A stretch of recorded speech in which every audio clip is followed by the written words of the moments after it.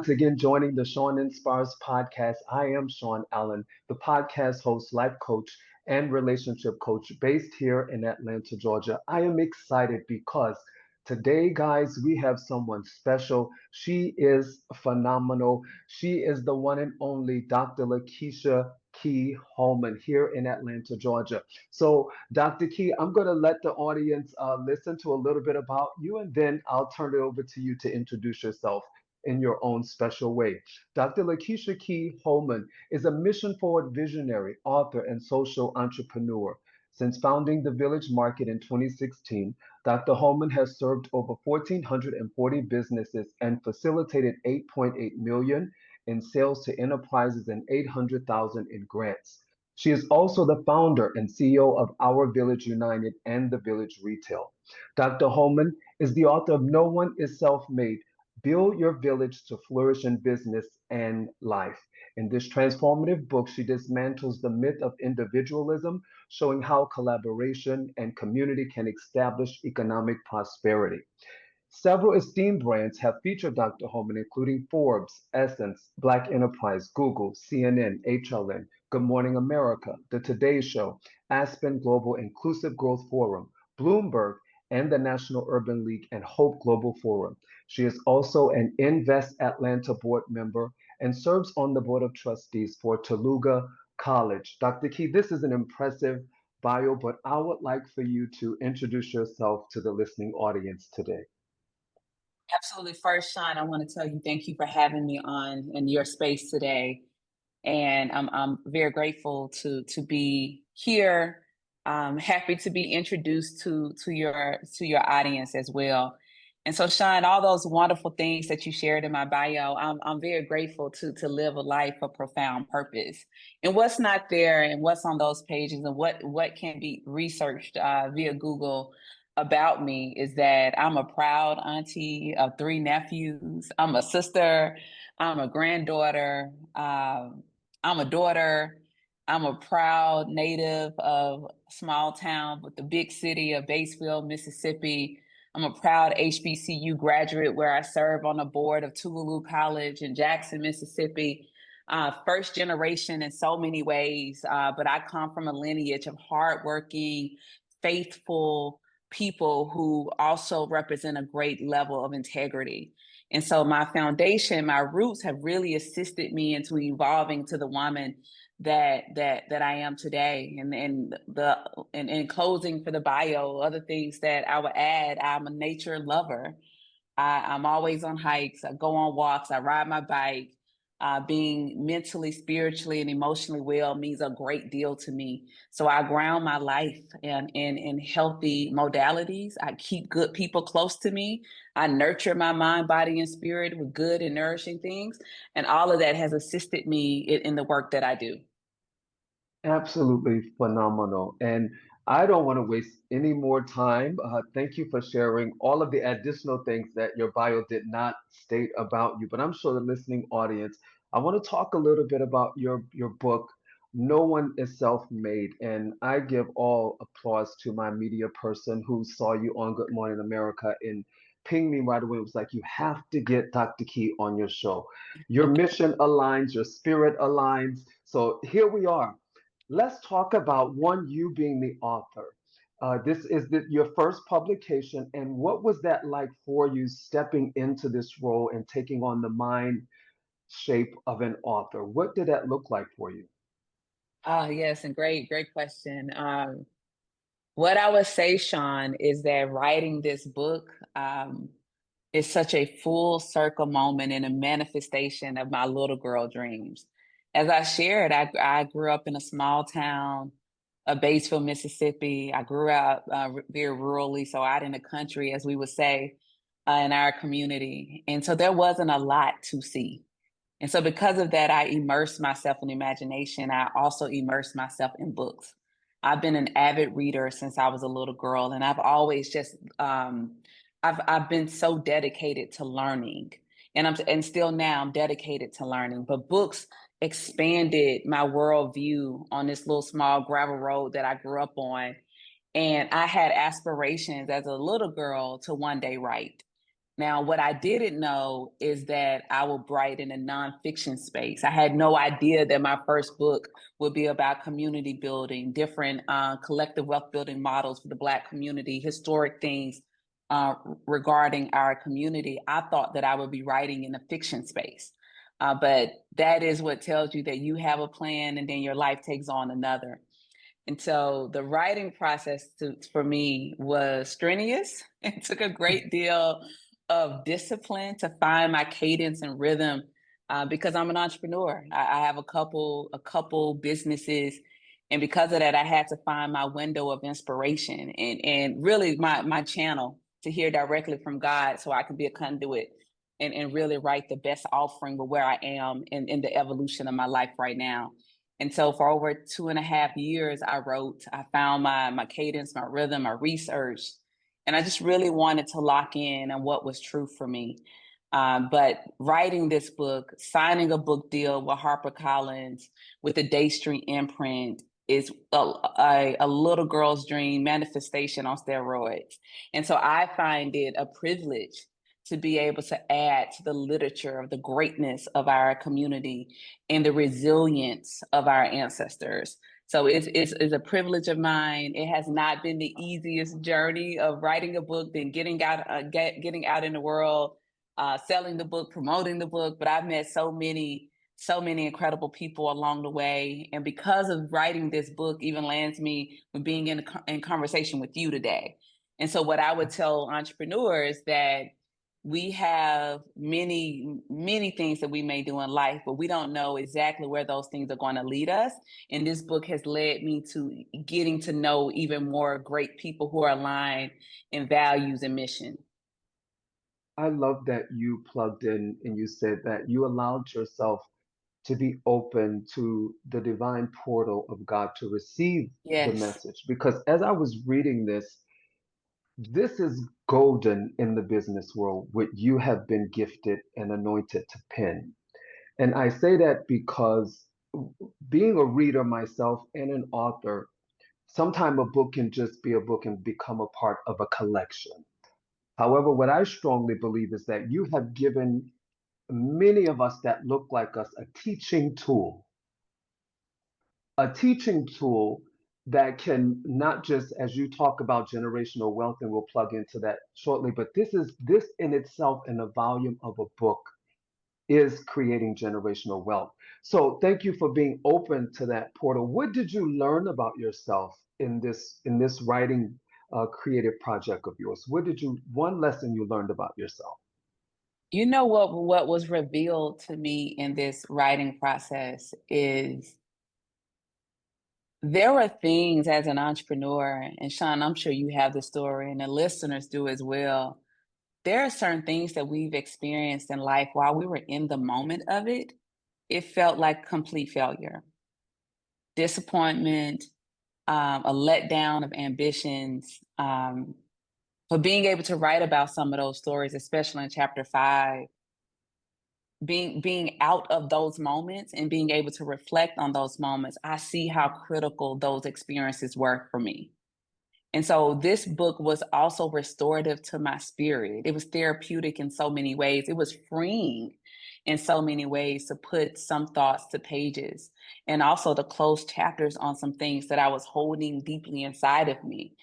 Um, it also revealed to me, and I knew this, but Sean, I was so proud to write about our ancestors, the Fannie Lou Mm, Hamers of the world, to write about, the team out, to write about the free breakfast program with the Panthers, to write about the rapid land loss that is happening in the Black community now for years upon years upon years.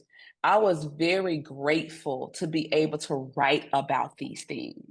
And I just have such an admiration for those who came before us because what they built in is something that we profoundly cannot comprehend. Yet they built absolutely. anyway. And so the vulnerability to share some things that felt like failures at that time, but also the privilege to write about people who deserve to live live in the present moment of the Black community forever and ever and ever. Those two things that I sat in those moments many days. Absolutely beautiful. I was reading through, and as reading through, I was making personal notes for the show, but also Mm, notes for myself. And the one of the things that highlighted the most was page 25 when you were in your transitional phase and how you chronologically named, as you mentioned, ancestors. You're in sync ancestors and those that have gone before us. And you mentioned one of your personal heroes of inspiration, in addition to your grandmother, because you spoke a lot about her. You spoke about Madam C.J. Walker. yeah. And we are the present generation, and we are the modern. You are, and men and women are the modern C.J. Walkers. And what do you believe in this space and dispensation that we're in, what do you believe that mantle of impartation was left specifically to you? Because as I was reading this book, I believe you were given a divine assignment with a mantle. Mm, I firmly believe that. I wow, firmly wow, believe that. I firmly wow, believe that. wow. I think you've left me speechless, Sean. Thank you for seeing me. You know what I feel that the great Madam T.J. Walker and so many other luminaries who I wrote about in the book, what I think they passed on to me in this present moment as I carry the baton forward is that we cannot exist solely for self. When we think about all the great things that Madam C.J. Walker amassed. We often talk about her wealth, right? We all often talk about her being, first Black woman millionaire, these things, and those things are great. She was a truly enterprising Black woman. What I appreciate most about her legacy and what I wanted to center in the book is that she understood that she was here to move our community forward. She wanted to be impactful. She put her money towards impactful work. She partnered with others who are she partnered with other leaders as well to move the work of our community and the social constraints of our community forward. So she used her access of wealth distribution to strive to eradicate barriers that exist. She employed people and gave them good jobs when so many Black women could only be civil servants and things like that, could only be laundresses and things and maids. But she was like, no, no, no, all of your gifts, I have something for you. And for me, and what I know that she left for me, and what Fannie Lou Hamer left for me, is that I am here to strive to eradicate those barriers. So whatever points of privileges that my hard work have bestowed upon me, I look at that privilege to be disruptive. And I believe so many of the luminaries that I wrote about in the book use their privilege to be disruptive. And that's why I'm here. What a platform and what a mantle. So we're going to move a little bit further into the meat of the book when we talk about generational wealth and building a village. I love how you talk about the village. The village, every time as I was reading, I would have all these visions of just groups of people, adults and children. So I love how your passion and your purpose is wrapped around the village. As we are in such transitory and turbulent times now, for the village that you have created and is continuing to create, what do you believe as this book that you've created, No One is Self-Made? Make sure everyone out there listening, go and get your copy. What do you believe could be one of the greatest weapons from this teachable tool from No One is Self-Made that we can really implement in today's society where we are? Yes, we're at a time now that it is we must move beyond symbolic rhetoric. We must move beyond all the things that we need to do. And we have to actively be committed and unwavering in coalition building. I wrote about strategic alignment, strategic partnerships in this book and how to do that. this time that we're in, the only thing that will save us, and it's honestly the thing that have always saved us, is us choosing to be strategically unified. So, what does it look like to truly build our coalition? What does it look like for those who are more in the influencer space, those in a small business space, those who are elected officials? What does it look like those who work in corporate America, who are all aligned on our aspirations? What does it look like for us to sit at a table, strategically sit side by side, build out our key performance indicators as a community, and how we're going to effectively occupy our lanes to get to the same destination? I don't know if we've had that conversation with the diversity of people that must sit at the table together. To me, there is no sense of coalition building in corporate America if someone is not there from the grassroots movement. There is no sense of empowering elected officials if a small business owner is not at the table and questioning the budget and how that budget is going to deploy back to legacy businesses in cities like Atlanta, or startup businesses in cities like Atlanta. It requires what Dr. Martin Luther King talked about, and the late Congressman Lewis talked about, the beloved community. And those Mhm. principles of the beloved community is what we have to enact at this time. And for me, these are village made values. But Sean, it requires us to take off the lens of the Mhm. programming of individualism. Mhm. And I don't think any of us are without it. We were born and inherited a construct of rugged individualism. It is a very American way of existing. But in order for us to be able to actively coalition build, then we have to sit with our own contradictions about who we are. And then we Please have to say that again. yes. Please say that again. Yes, we That have part. to One. yes. And I was very intentional to say we. The reason why we have to use inclusive conversations that include ourselves, because we all have those contradictions because of this system, this construct that we were born in. So even in your best way of striving to be communal, we always have to sit and say, well, wait, am I, without even knowing, am I enacting the master tools in this community model? Because Audre Lorde warned us that those master tools were not for us and they would not work for us. And so, in order for us to survive this time and have a legacy that outlives us, we have to strategically unify, and it must be diverse. It cannot be Black elitism. It can't be only grassroots folks. It can't be only the intellectuals. We can't exist in that way anymore. It must be a multitude of those who are faithful in the liberation of Black folks. And we have to welcome thoughts that may challenge ours, because then do we get a better output.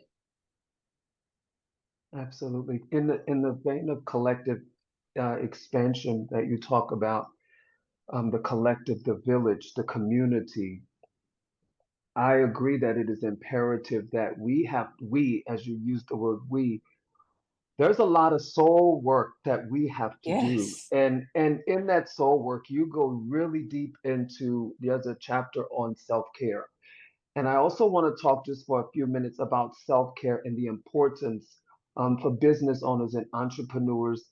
You know, because you pinned it so perfectly, the importance of self-care. And if we can't really have a tailored lifestyle of self-care, it really could be detrimental our physical health, emotional health. So when you decided to add this piece into No One is Self-Made, what you talked about vulnerability, sharing your breakthrough. I don't like to say breakdown, your breakthrough into what you were experiencing. Was that the prompting for you to pin that particular chapter on self-care? Yes. And I agree with you. If we're also fortunate, Sean, we all get to experience multiple awakenings. And those multiple awakenings are only allow us to be able to live this life for the purpose of why we were sent here. And so one of my awakenings that I've had was what I thought it meant to be successful. In the entrepreneur world, and a couple of years ago, it was all about team no sleep, the hustle life, no days off, and burning the midnight oil. Now, hear me, other fellow entrepreneurs. There are days where we are gravely imbalanced, where we put more hours in and we did not dedicate the time to our well-being. But if that becomes the most consistent thing about our story, it is leading to the decay of our purpose. So we can have successful businesses, but if you're not well in mind, body, and spirit as a CEO, then I do not believe that you're on a trajectory of why you were sent here on divine assignment. We can accumulate in a mass success, but it should not come at the destitution of our own life soul work. We're here to illuminate light. And it's hard to illuminate light when everything inside of us is dark. And so when I was tired and burnt out, and I write about this quite candidly in the book, tired, burnt out, had, a great deal of anxiety. I was worried a lot, Sean. In so many days, I felt that sense of, I hope I'm good enough to do this. We call that imposter syndrome. While existing in that, it often pulls us away from asking the questions. God, who do you have me be? What is the type of leader you desire for me to be? Why? Why? What is the profound and impactful reason that you gave this assignment to me to open this business?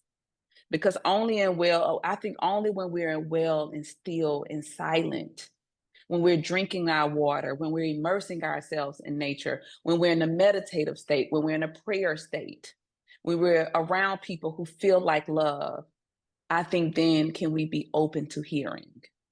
So I had to write this particular chapter because I do not want to rinse, recycle, and repeat the type of business leaders that we have been trained to admire.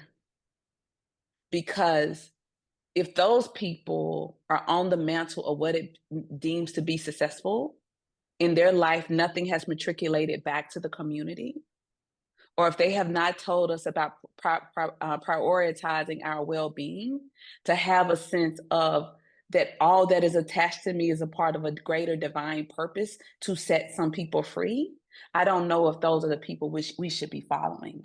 We don't need more of the same of the constructs that's here, because we haven't seen it be edifying to our communities at all.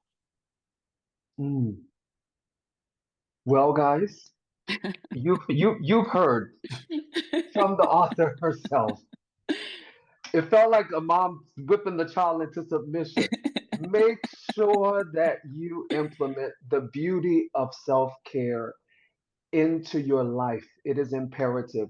And Dr. Key, I thank you for sharing that because it is important. And so many people, they don't really open up their heart or their mind space to really believe that they can have a life that is built on a foundation of self-care. But as you and I both know, it is very attainable. So here we are. What would you say now is one of your highest joys for all that you have done? Success means many different things to all of us, right? But what is one of your highest joys right now at this time and season in your life? I am so grateful that I didn't give up. I'm so grateful that 10 years ago, when I had the vision of my first company, the Village Market, that I wasn't afraid of that vision. Because all of that, 10 years, almost 10 years ago, 2026 would be 10 years. If I wasn't obedient to that first assignment, and I write about assignments in the book, I wouldn't be on your podcast today. I wouldn't have written a book. I would not have been on today's show. I wouldn't have met all the entrepreneurs that I've met and been able to support in this country. I wouldn't have my retail store that's at Ponce City Market and another one at Google Visitor Experience in California, or I wouldn't be opening up a retail store at Jackson Hartfield Airport, the world's busiest airport, that will center um, and have Black businesses on the shelves for a global audience. And so, what I am most grateful for in this moment, currently in my life, is that I'm just so happy that I continue to push. I'm so happy that I wasn't afraid to say support Black businesses, patronize Black businesses. I'm so grateful that I have not been afraid to be politically engaged and to light the fire under our elected officials in Atlanta and stand alongside some of those who I believe are also in like mind and spirit. Because of that, it has opened it has opened my world up, where I sit at very diverse tables now, where I'm pushing for change in many different sectors, but all for the glorification of our community. And so, in a more personal reason for those external things, but Sean, I'll tell you, when my 9-year-old, well, now 10-year-old nephew, Amir, looks at me and his eyes light up, and he says, Auntie, you're doing so good. You're just doing so good, Auntie. To see that and hear that from my 10-year-old nephew, Yes. and he knows whatever he thinks I am doing well in life, and he's proud of me, it only tells him, for everything, Amir, that you so dream is possible, because Mm. he can touch me, he can hug me, he can laugh with me. I wipe his tears. I throw a football until I get tired, because a 10-year-old does not get tired. No, they But don't. that, but that is the moments like that have been some of the most proudest moments of my life, because That's I know absolutely. what it means to be a physical representations of dreams activated, and why we need to see it in our families, why we need to see it in our communities, why we need to see it on a national level, why we need it, and why we need to see it on a global level. Absolutely. And we're just almost getting ready to wrap up, you guys, for the listening audience here. Dr. Key, as I give all of my guests, because this is Sean Inspires, and my core value and foundation is inspiration, as you probably know by now. I ask every guest on the platform, and I would like for you to interweave this because the last two chapters of the book, they're so profoundly powerful.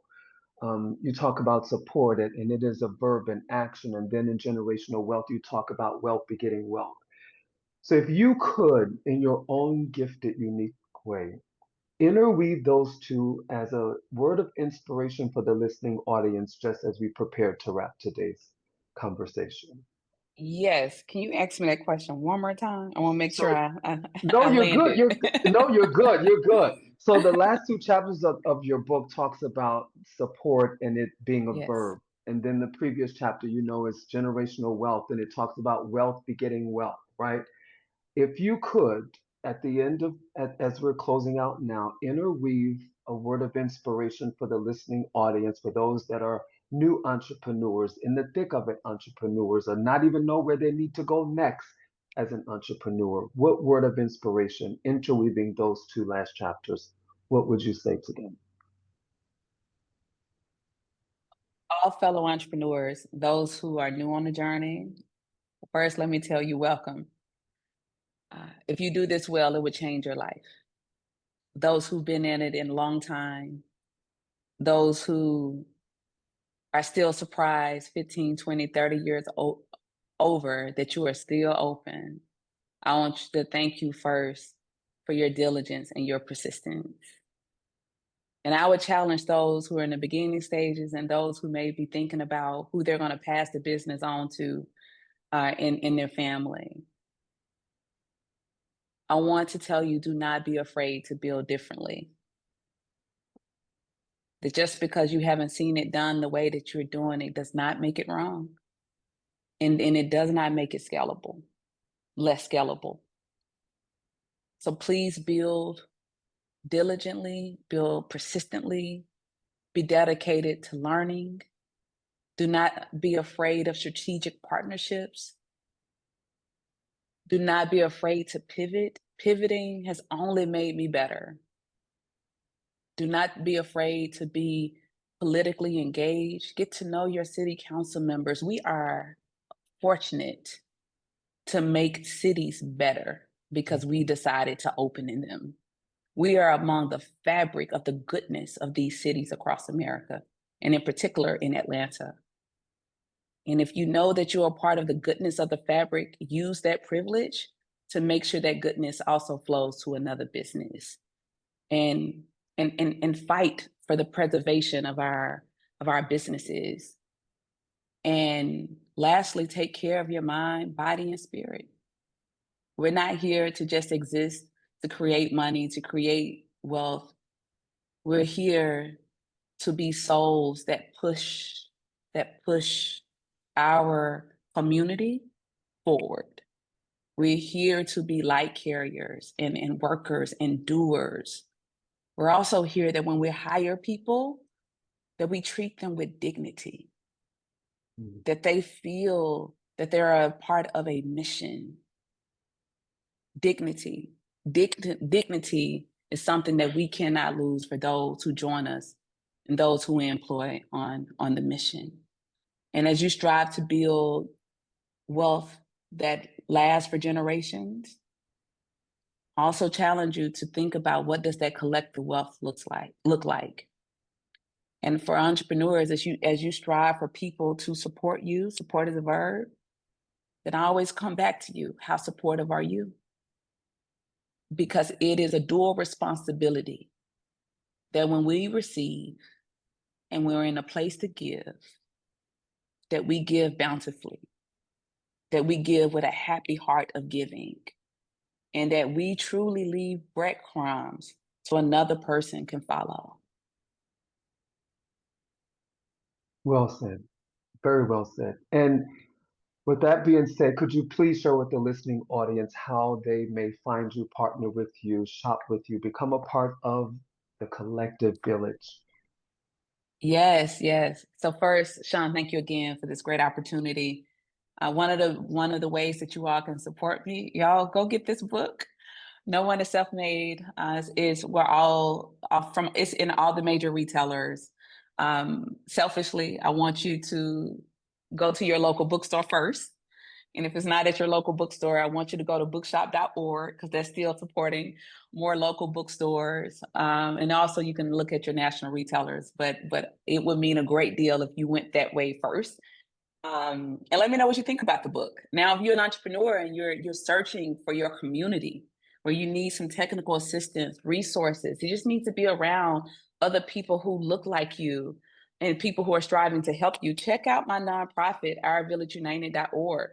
We run programs across the country for entrepreneurs. We've deployed over $1 million in grants, have given endless technical assistance services. We also have mental health practitioners, therapists on the team who is working with entrepreneurs every single day with mindset, burnout, anxiety, decision fatigue, all those things we've all felt. If you have a product and you are looking to be in the retail store, soon we'll have 3 locations. So check out thevillageretail.com, get your application in. If you're not necessarily ready to be on shelves and you're in the city of Atlanta, we have a pop-up once a month at Punt City Market. We'll be back Small Business Saturday in November. So you can tap in there. So check out ourvillageunited.org for resources, technical assistance, incubation grants, and then physical retail at villageretail.com. And if you want to just keep up with me, it's Dr. Key Hallmon on all platforms. Sean, thank you again.